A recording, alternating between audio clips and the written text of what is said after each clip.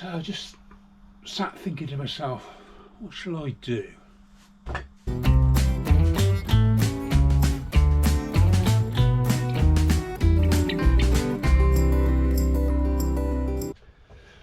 So as I'm not riding much at the minute, I thought it might be a good chance or good time. Hang on a minute. Right, how's that? Better? Oh, no flicker. Someone said change the hertz on the camera, so I went from 60 to 50. No flicker. Yeah, thoughts. Not going to go on about me. Blah, blah, blah. Right, so bit of time. So I thought, what can I do with some time on my hands? What video could I do? Well, maybe I could give this a service. So it's not done a vast amount of work, but I thought I want to use it a lot more coming up. I'm going to give it the once over, so I'm probably going to strip it and give it a service, and then pop some rigid forks on, because I don't think I'm going to need these. This bike rides so well with rigid forks with these tyres, so I'm going to stick my rigids back on, which are these. Pop these back on it,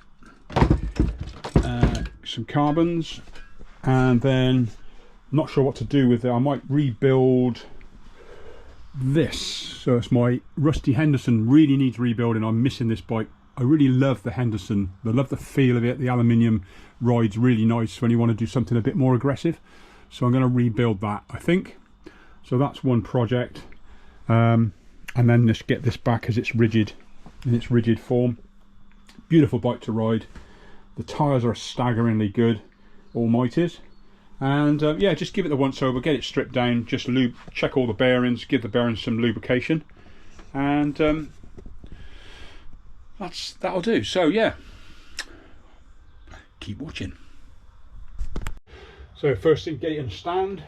I probably, it's not dry yet, so I might just leave this on, because I don't really want to rip off a load of zip ties for no reason. So I'll leave the mudguard on, and then everything else is coming off. Yep, everything else is coming off.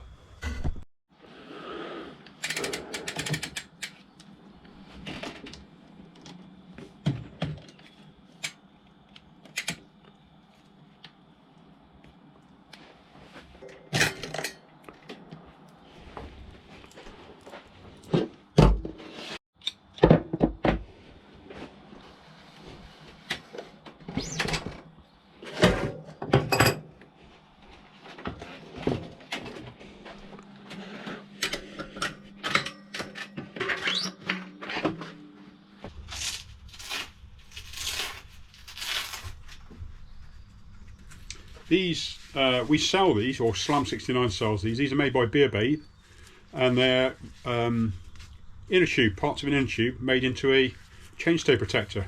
Absolutely brilliant, Beer Babe. But they cost next to nothing. I'll put a link in the video if you want to buy some. The wheels out. I'm going to in this process check the bearings in the hubs, and also the bottom bracket and the headset. I'm just going to re-grease everything, because I think these run pretty beautifully at the moment. I just want them to keep doing that. So I'm going to repack the bearings. I don't know about you, but I've had some issues, and I've seen other people have issues with 4-pot Hope brakes, where if you ride in like sandy, gritty conditions, you can get sand in here behind the pads. I've seen it literally lock on solid. And I've spoke to Hope about it, and what they do, their own, there isn't actually a thing for it, but they made a little cover which goes over here, which stops muck going into the brake. So it's quite a not quite sure what to do here. I haven't tried it yet, but I have had the problem myself where the pads are stuck.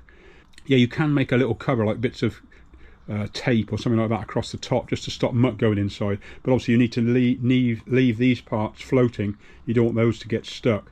So I'm going to experiment a bit with that. But Hope actually make their own for their own riders. They just don't sell them, which is a bit weird. But anyway, so I've got a race face crank on this bike, and it's an 8mm Allen key bolt to take it off. These are a set of Aphex, so the drive side comes off the non-drive side shaft. So you just pop your end cap out, your bolt.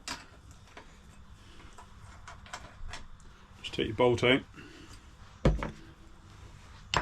And then what you need is an extractor. Now, some cranks come with this already built in now, but if you've got a set of the Apex, or you've got some of the older cranks which don't have a self-extracting bolt in the end of the crank arm, you need one of these.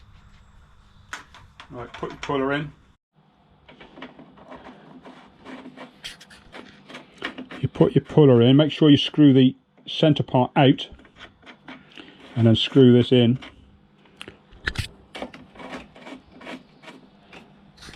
And you want it to go in as far as you can.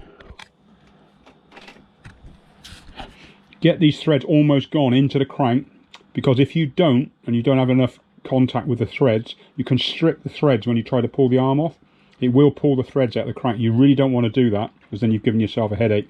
So make sure you get that up reasonably tight. A 16mm spanner will just nip it up, and then you want an Allen key, 8mm Allen key. Actually, just screw that in by hand first till it hits the centre of the spindle, and you screw that in.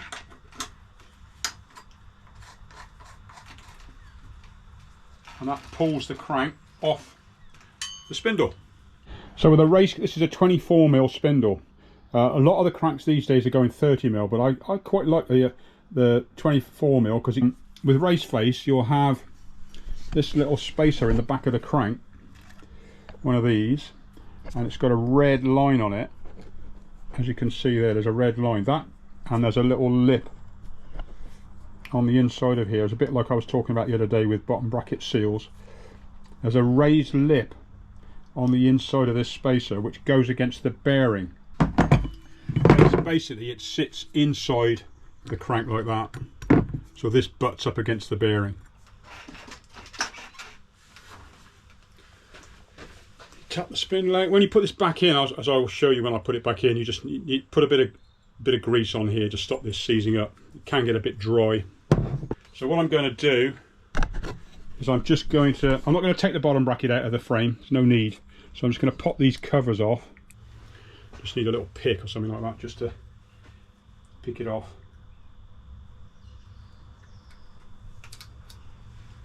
Just take that off, put it to one side, don't lose it. So what I do now, this is what I do on all my bearings. Don't let them get too dry. This is just borderline. So you can save the bearing just by getting a Stanley knife, put it in there, just pop the cover off. As you can see, there's a shiny side to the cover.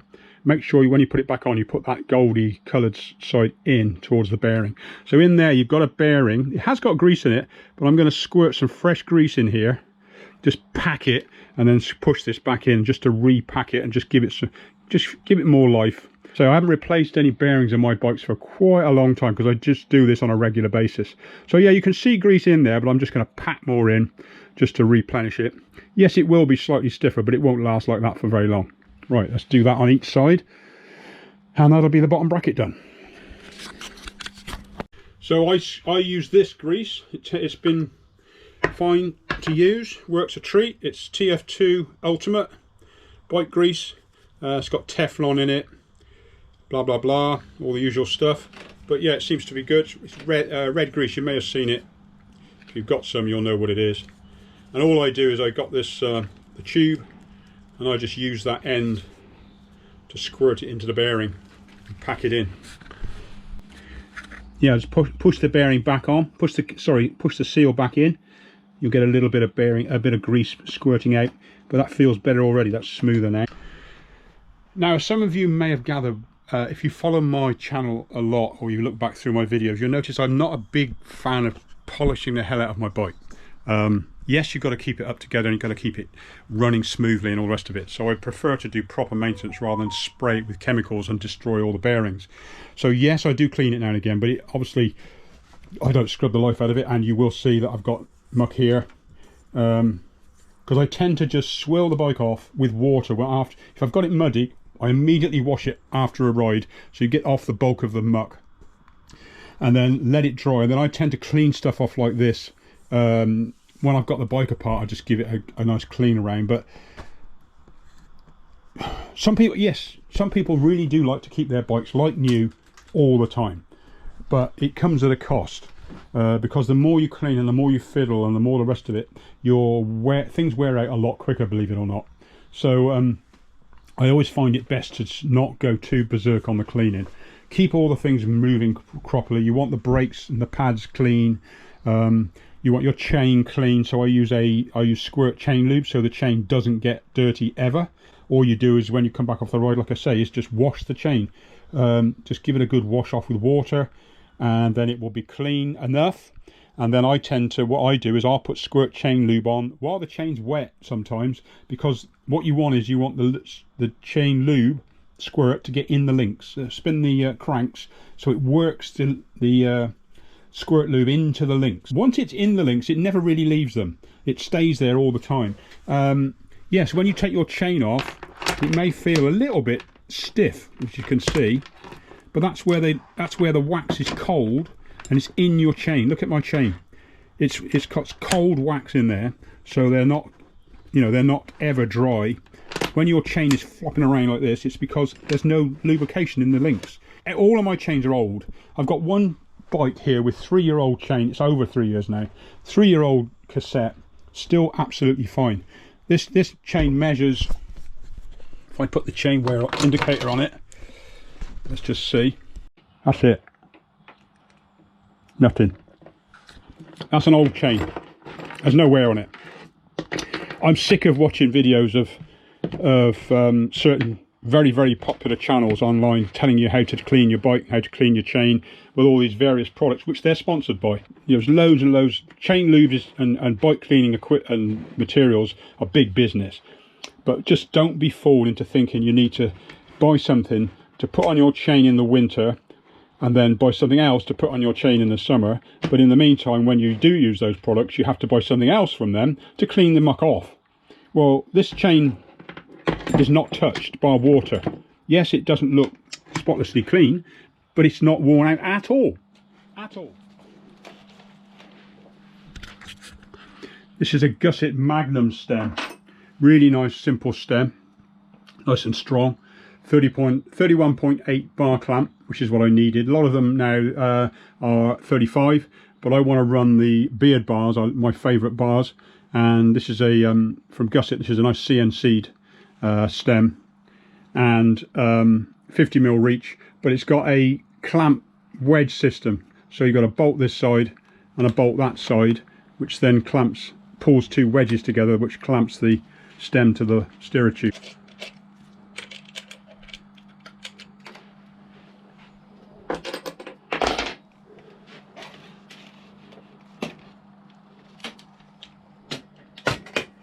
Get that out of the way. Yeah, I just had to stop for a minute because I've forgotten to take the brake off the bottom of the fork. It's always quite a good idea to disconnect your brakes from your forks when you want to take them out. So I've done that. Pop these spacers off and then just pop those out. Take that off the top.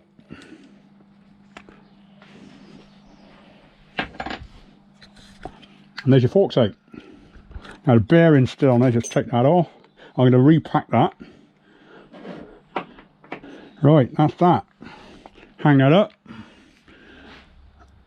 I can go have a rest.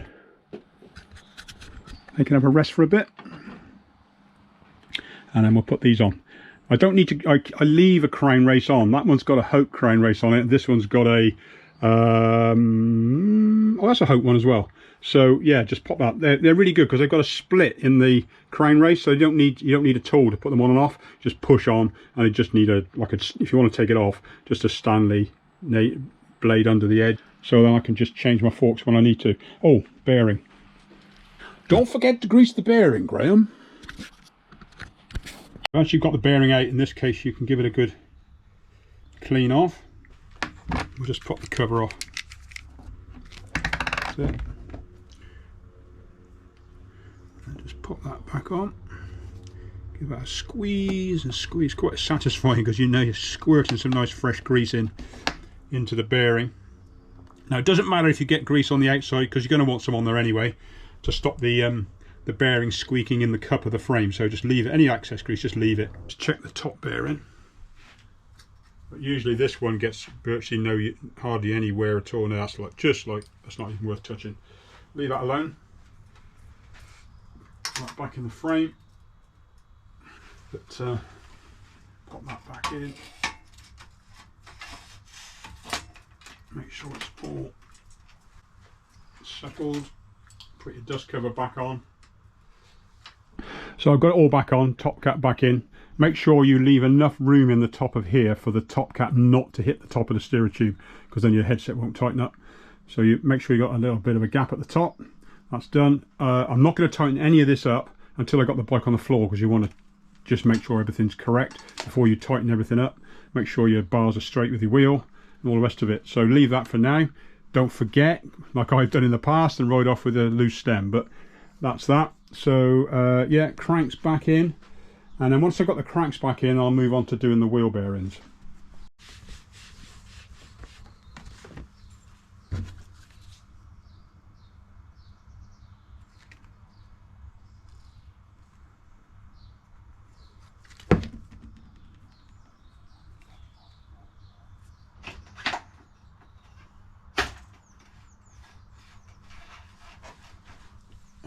Bolt, make sure you get the cranks lined up correctly. Stick your bolt in, find the Allen key somewhere, just snip that back up, that pulls it back on, tighten it up till it stops. That's it. You can't listen to that. Silent as silent. Beautiful. Spin like a dream. Right.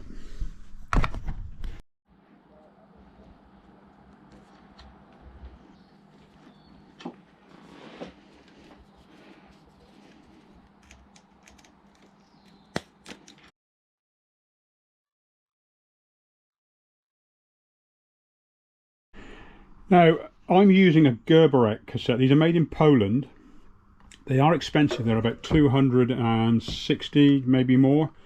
I forget exactly the price. I may have gone up a bit more, but they last. And it's all contained in one piece.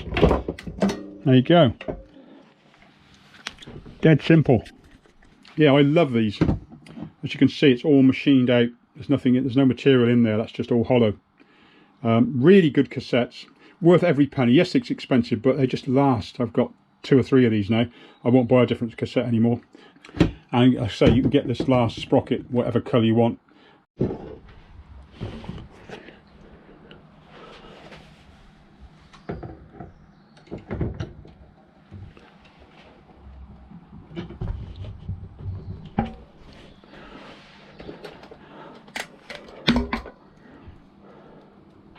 Now, something important, when you take your, as you can see, that just pulled off. This is a Hope hub. It's different to, you know, various others, but nice and simple. They just pull apart, bit of a firm tug, and it'll pop off. But very important, if you've got a magnet or something, you want to, there's a washer in here. There's a washer in there, look. So, see that? But you must not lose. Do not lose this washer, because, sorry you couldn't see that, do not lose that washer. Most freehub bodies on most bikes or most makes have something between the bearing and the freehub body to stop the two jamming together. This acts like that little raised section I was saying about the dust cover on a bottom bracket. This just sits against the inner part, that inner race of the bearing, and separates it from the freehub body to stop it binding up. So make sure you don't lose that. Sometimes when you take the freehub body off, it'll be stuck on there like that, and you won't notice it. So you'll take this off, put it down, and it'll fall off and you'll lose it, and you won't notice. You'll put this back on, you'll tighten it all up, and then the wheel won't spin. And you'll think, oh, what's going on? And it's usually this is missing. If you do lose it, we sell these in the shop, or you can get it direct from Hope. Just give them a tinkle. But we got these in boxes in the shop because it's quite a common thing to lose. And there you go. The next thing, you just want to give this a wipe out inside here. This is pretty clean. Just to get anything off that bearing. You don't want to be pushing muck into the bearing. So just give that a wipe round, get the worst of it off. Or get all of it off actually. Don't put any solvent in here. Do not put solvent in this part of the... Just use a cloth, wipe it out cleanly. Do not put solvent in there. And then what we're going to do is just pop this cover off again like we did before.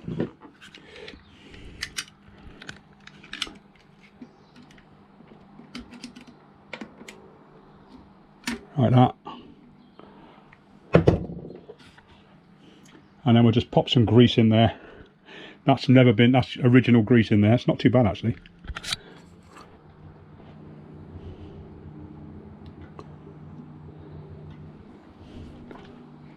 That's it. And you want to do the other side?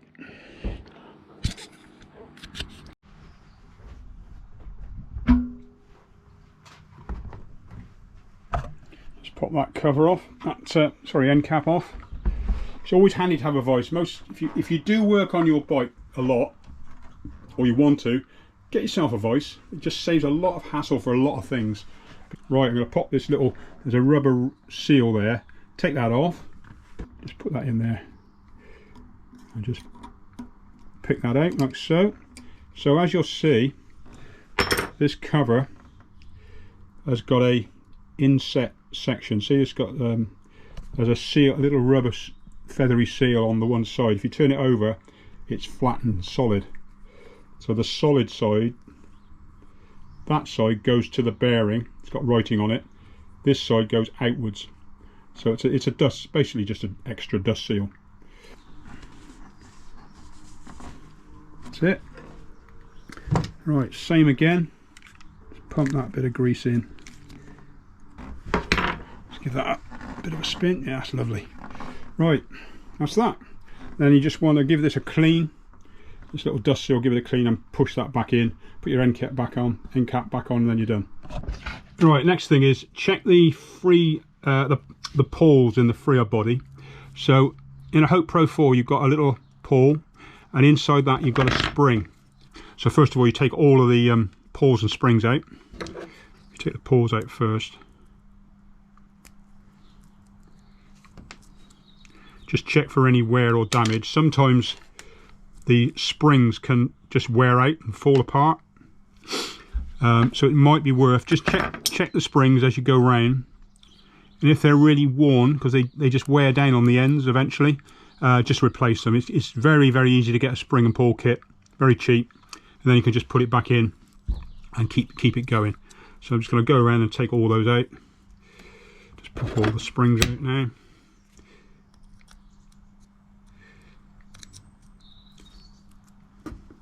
And then what we'll do is we'll give all that a clean before re-greasing and putting it back in again. Oh, the other thing you might want to do is just pop this green seal off. It just pushes off.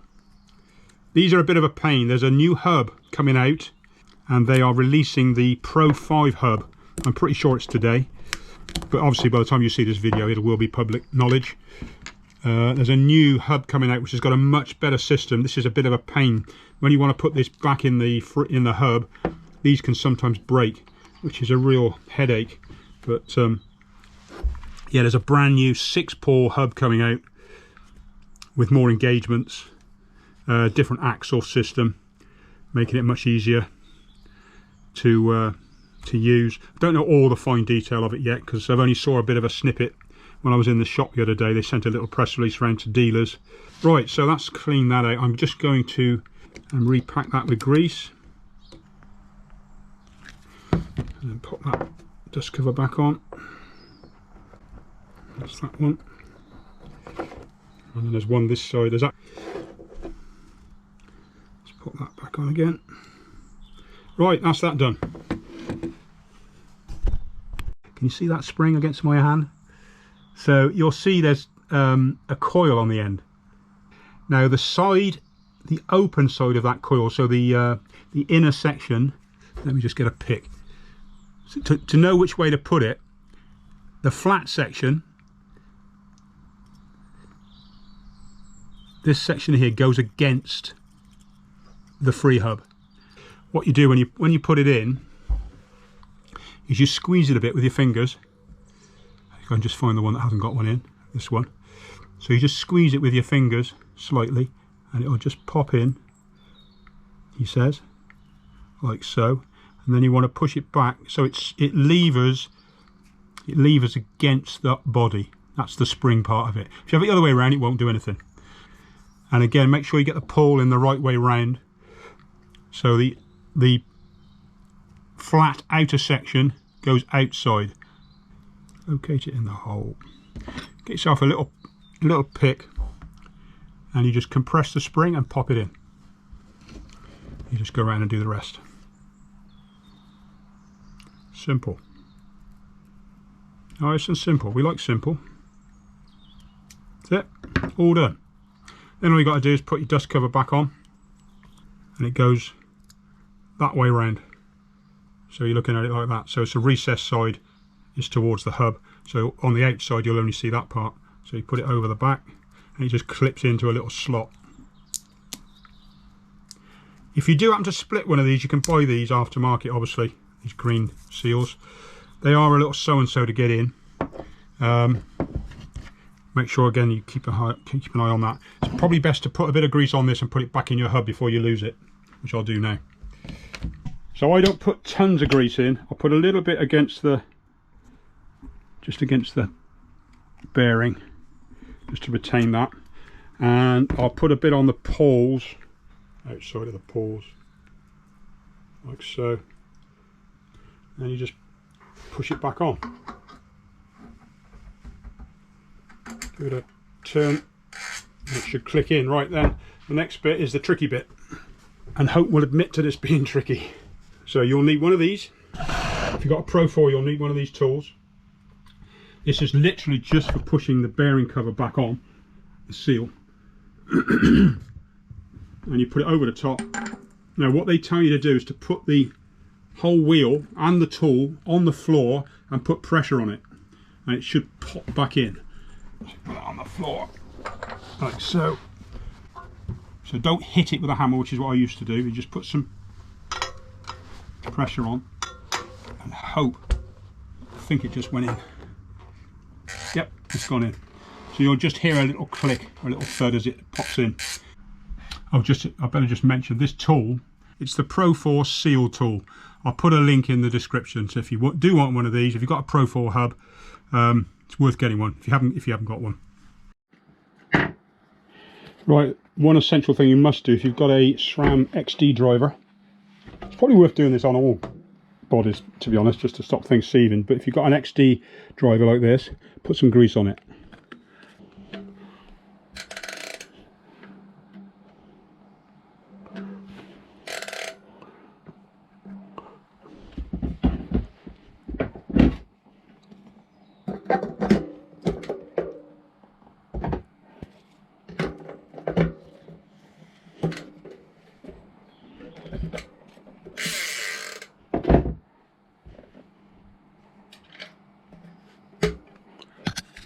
That's that done. And then the front's dead simple. It's just two bearings. So just do the same, basically the same process on the front hub. Now I'm just going to give this a wipe over, just the centre. You don't ever touch the outer brake surface. Don't put your hands on it. Grease from your hands will make your brakes squeal, and you'll be forever trying to stop the squealing. Don't spray anything on them. Water and dirt are the best things for cleaning rotors. Don't buy any solvents or anything like that. Disc brake cleaner doesn't work. It does not work. Best thing I found is water and mud. No matter what you do with solvents, it doesn't work. So all I do now is, all I've done since Hope told me to do it, is put grit and water on the brakes and ride it with your brakes on and off, get them nice and hot, and they'll tend to bite much better.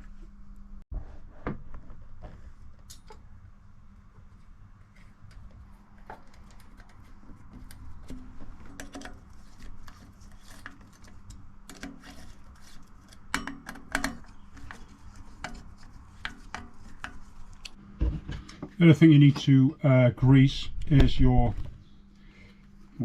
axles. Don't need to do it all the time, just make sure you've got some. If they feel dry, just put a bit of grease on them. because sometimes the bearing, if it's sat there a long time, will corrode onto the axle and you just won't get it out. So it's always good to put a bit of grease on the axle.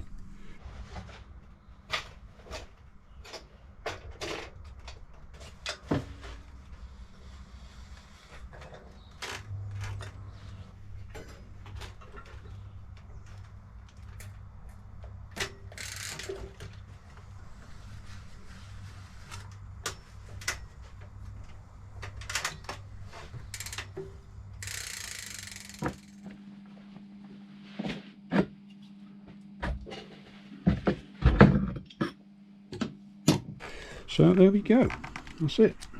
Right, so that's it really, done everything. I'm going to just finally adjust the stem with the forks, because I fitted the new forks. The only thing I haven't done is check sealant, but these are not done very long ago. So what you want to do, these are tubeless, when you take your wheels out, if you give them a shake and you can't hear anything sloshing around, it's probably worth topping them up with sealant. But if you can hear it sloshing around, then don't worry about it too much. But I say every 6 months is of constant use. You're probably going to need to re-top up your sealant, which you can do through the valve. No need to take the tyre off, just pump some through the valve. I recommend Stan's sealant or Orange Seal, or the other one is Nutrac Do It, I think, which is a sealant that's been around for a long time, which is extremely good, which I will put a link to as well in the description. But that's it basically. I've serviced everything. The only thing I haven't done is the brakes. I would recommend, if you use your bike, if it's had a year's use, I'd flush the fluid through on your brakes. Just pump fresh fluid through just to make sure everything's fresh. These brakes aren't very old. This bike hasn't had an awful lot of use. These brakes haven't anyway. So there's no need to really do that at the moment. I'll do that on a later date. Cables are all good. Gear cables are fine. Like I say, I checked those recently. They're all new, so there's no need to take those off. Normally, if I was doing a service, I would replace the inner and outer cable. Bike is ready to rock and roll. So I'm hoping to get out on this for the first time in a while. A very gentle ride on, possibly on Monday in the Forest of Dean, and just see how my fitness is. And hopefully on Tuesday I'm not a cripple, because it just, everything I do at the moment knocks me around the next day. So, but we're getting there. Spring is on the way. Oh, the other thing is, if you've got a clutch on your mech, don't forget to turn it back. I often forget to turn it back on again. This is a clutch. All the clutch does is, it's with the clutch off, this springs around nicely, and then when you're riding, you want the clutch on, and then this is stiffer. So this arm is much harder to move, and it keeps the chain tight and stops it slapping around. Okay, that's it. Yeah, so that's the bike serviced. I wasn't planning on doing a video, but there we go, I've done one. And hopefully it's of interest and of use. I say I will put links in below in the description of all the things I've mentioned. And if you want to know anything else, by all means drop comments below. Let me know what sort of bike you've got and what you do. Got any sort of servicing tips, by all means pop them in the comments below. And it's always helpful for other people as well.